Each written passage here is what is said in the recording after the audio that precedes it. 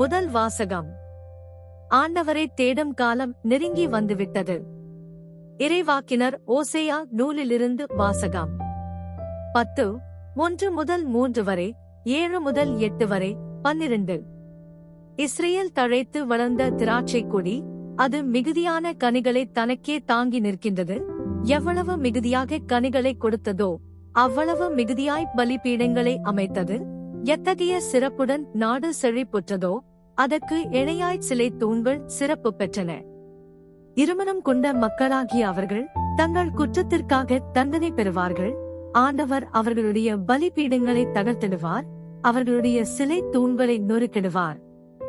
அப்போது அவர்கள், நமக்கு அரசன் இல்லை, ஆண்டவருக்கு நாம் அஞ்சி நடக்கவில்லை, அரசன் இருந்தாலும் நமக்கு என்ன செய்வான் என்பார்கள். சமாரியாவின் அரசன் நீர்மேல் குமிழி போல் அழிந்து போவான். இஸ்ரேலின் பாவமாகிய சிலை வழிபாட்டின் உயர்ந்த இடமெல்லாம் அழிக்கப்படும். முள்களும் முட்புதர்களும் அவற்றின் பலிபீடங்கள் மேல் வளரும்.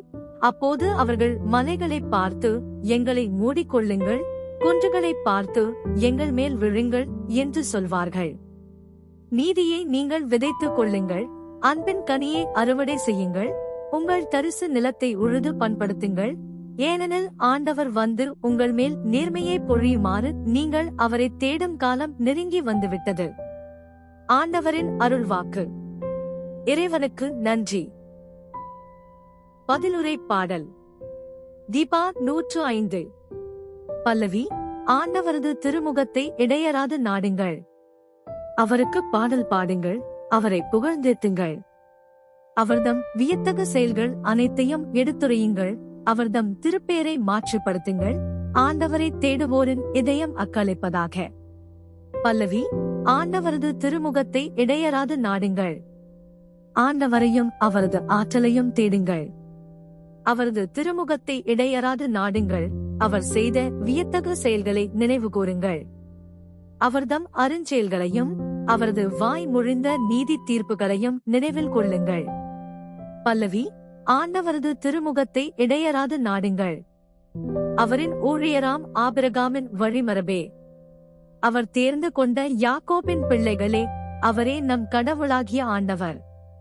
அவரின் நீதி தீர்ப்புகள் உலகம் அனைத்திற்கும் உரியன. பல்லவி. ஆண்டவரது திருமுகத்தை இடையராது நாடுங்கள். நற்செய்தி வாசகம். வழி தவறிப்போன ஆடுகளான இஸ்ரேல் மக்களிடமே செல்லுங்கள். மத்தேயு எழுதிய தூய நற்செய்தியிலிருந்து வாசகம். 10:1-7 வரை. அக்காலத்தில் இயேசு தம் சீடர் 12 தம்மிடம் வரவழைத்தார். தீய ஆவிகளை ஓட்டவும் நோய் நொடிகளை குணமாக்கவும் அவர்களுக்கு அதிகாரம் அளித்தார். அத்திருத்தூதர் 12 பெயர்கள் பின்வருமாறு: முதலாவது பேதுரு என்னும் சீமோன், அடுத்து அவருடைய சகோதரர் அந்திரேயா, செபதேயுவின் மகன் யாக்கோபு, அவருடைய சகோதரர் யோவான், பிலிப்பு, பர்த்தலமேயு, தோமா, வருகண்டினவராகிய மத்தேயு, அல்பேயுவின் மகன் யாக்கோபு, ததேயு, தீவிரவாதியாய் இருந்த சீமோன், இயேசுவை காட்டிக் கொடுத்த யூதாசு இஸ்காரியோத்து. இயேசு இந்த 12 அனுப்பிய போது அவர்களுக்கு அறிவுரையாக கூறியது: பிற இனத்தாரின் எப்பகுதிக்கும் செல்ல வேண்டாம், சமாரியாவின் நகர் எதிலும் நுழைய வேண்டாம். மாறாக வழி தவறிப்போன ஆடுகளான இஸ்ரேல் மக்களிடமே செல்லுங்கள். அப்படி செல்லும்போது விண்ணரசு நெருங்கி வந்துவிட்டது என பறைசாற்றுங்கள். ஆண்டவரின் அருள்வாக்கு. கிறிஸ்துவே உமக்கு புகழ்.